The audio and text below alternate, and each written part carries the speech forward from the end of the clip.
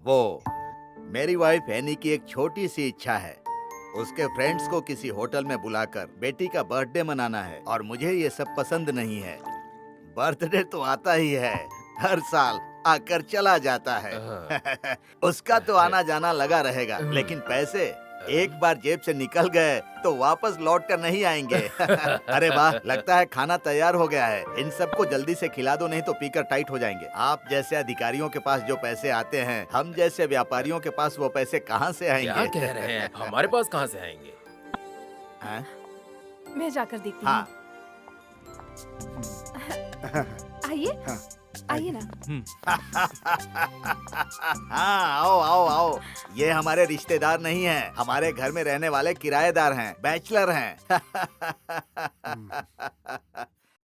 अब ये last pack चल रहा है, उसके बाद हम खाना खा सकते हैं। सर, हम तो लेट ही खाते हैं, इसमें कौन सी नई बात है। लक्ष्मी तो इन चीजों से कोसों दूर रहता है अंकल जी। वेरी गुड, आइए खाना खाइए।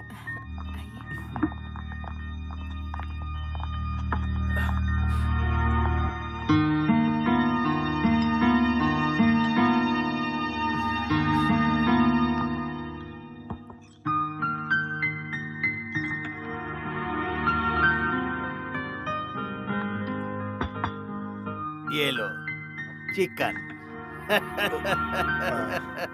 करेला। ये देखो, ये भिंडी, बैगन, लौकी और गोभी है। ये दूध, दही, घी सब अच्छे से खाते हैं। इतना सब कुछ खाने के बाद भी मिर्ची मटन हैं हिंसा करने के लिए मना करते हैं। तो फिर क्या आलू, गोभी, टमाटर, बैगन, मिर्ची, लौकी इन सबों में जान नहीं होती क्या? जिसमें जीव है वो नहीं खाएंगे, जिद करते हैं। फिर तो जीने के लिए कंकड़ पत्थर ही खाना पड़ेगा। कैसा लगा जोक?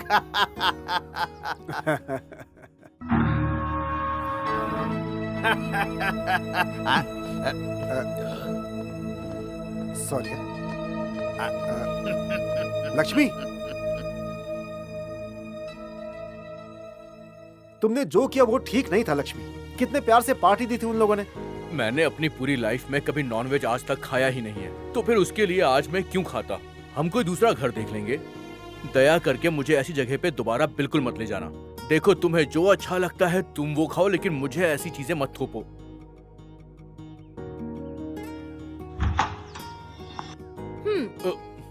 क्यों सर, बहुत गुस्से में लग रहे हो? क्या ये सब? मैं जानता हूँ तुम सब मेरे साथ मिलके ये खेल खेल रहे हो। खेलो। ऐसा है तो अंदर आने से मना भी तो कर सकते थे। क्या कहा? सच कहूँ, तुम गुस्से में भी ना बहुत प्यारे लगते हो। नहीं, रहने दो। मरहम लगाने की कोई जरूरत नहीं है। लेकर जाओ इसे। सॉरी, तुम खाना खाए बिना आ गए थे, इसलिए ले आई थी स्वामी। अरे बेवकूफ स्वामी, तुझ में अकल है कि नहीं? हा? एक लड़की से ऐसे बात करते हैं क्या? आहा, कितने प्यार से लाई है। सॉरी।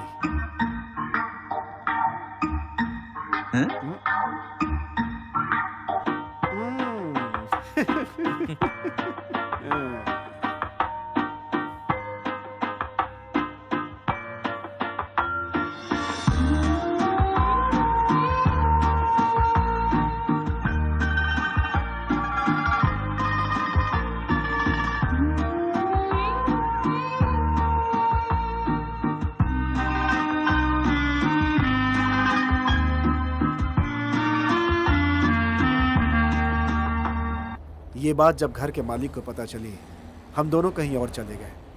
उसके कुछ दिनों बाद नीना प्रेग्नेंट है पता चला, तो मैं भी दूसरे शहर चला गया। दरअसल मैं चाहता था कि मेरा दोस्त खुश रहे, इसलिए मैंने ये बात छुपा ली कि नीना प्रेग्नेंट हो चुकी थी। पता नहीं मैंने ऐसा क्यों किया। लक्ष्मी के मरने के बस कुछ दिनों पहले ही हम एक जगह पे गए थे।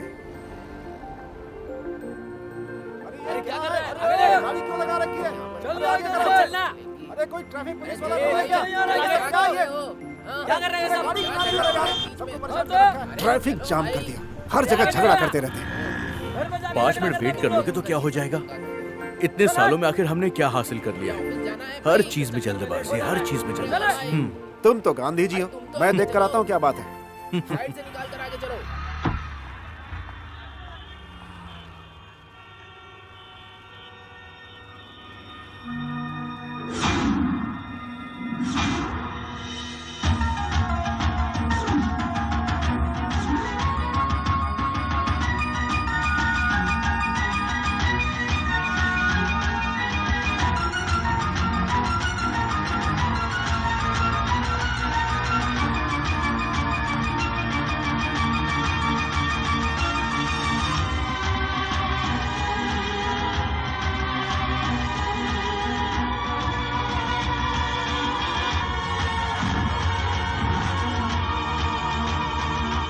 स्वामी, दरअसल आप यहाँ पर कैसे? वो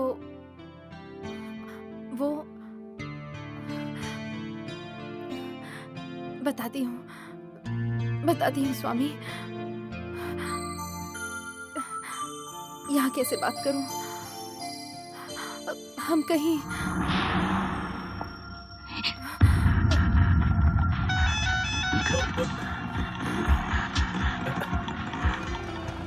ये मेरा कार्ड है। जाओ। क्यों रे? हट!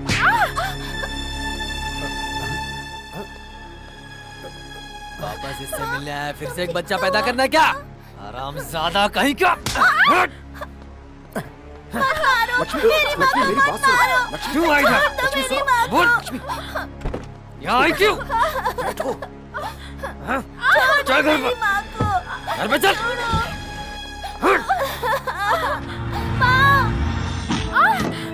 अगर उस लक्ष्मी नारायण से बात की या फिर उससे मिलने की कोशिश की, मैं तुम दोनों के टुकड़े टुकड़े कर दूंगा। अरे मेरी माँ को मत मारो। चल यहाँ से, निकल चुपचाप। छोड़ो उसे। हट। छोड़ दूंगा तो उसके साथ भाग जाएगी क्या? ऐसे देख क्या रही है? हाँ, भाग जाऊंगी मैं। हट! मतलब उसके साथ जाना चाहती थी क्या? देख लूंगा तुझे। उसे इस तरह से मारेगा ना तो भगवान माफ नहीं करेगा। हे!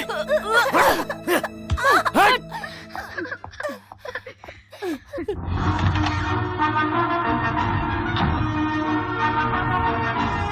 क्या हुआ? तुझे कुछ पता नहीं है ना? इतने सालों से तू मेरे साथ सिर्फ ढोंग कर रहा था। बस बहुत हो गया। मैं अकेला हो गया हूँ, बिल्कुल अकेला। क्या करूँ मैं? कुछ समझ नहीं आ रहा। अकेला हो गया हूँ, दिमाग काम नहीं कर रहा है। क्या करूँ मुझे बता। उसने सब कुछ लिखा है इसमें, मुझे सब पता चल गया है। हे ऊपर वाले।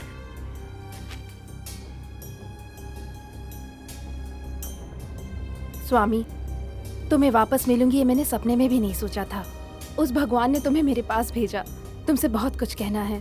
अगर तुम मेरे घर आए तो मेरे पिता तुम्हें मार देंगे, ऐसा उन्होंने मुझे धमकी दी थी। तभी मैं क्या करूं, मुझे कुछ समझ नहीं आया। इसलिए उस दिन जब तुम मेरे घर आए, मुझे मेरे पिता की बात याद आ गई।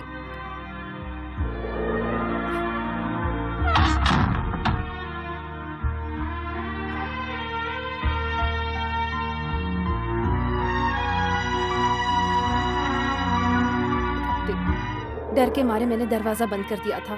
हाथ में जो स्वर्ग था उसे मैंने जाने दिया। उस दिन मेरे साथ तुमने एक बच्ची देखी थी। वो बच्ची हमारी ही है, हमारे प्यार की निशानी है।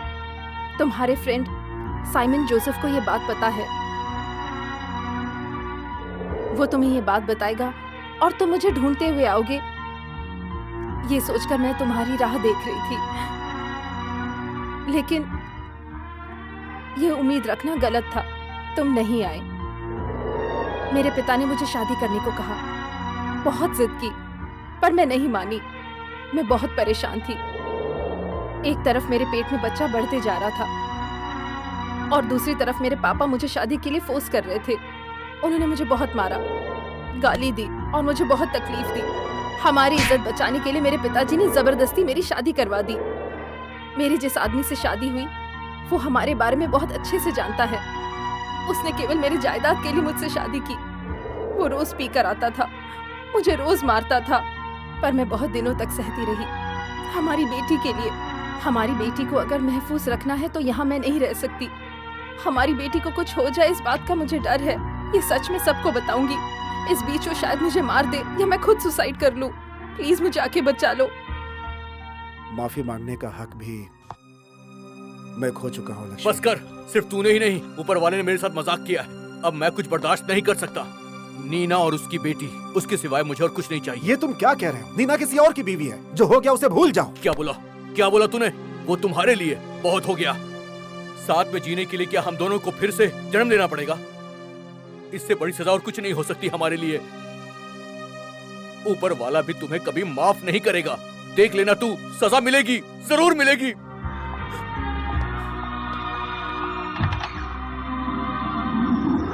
वापस नीना से मिलना है ऐसा तुम्हारे दोस्त ने सोचा नहीं था क्या? मेरा दोस्त?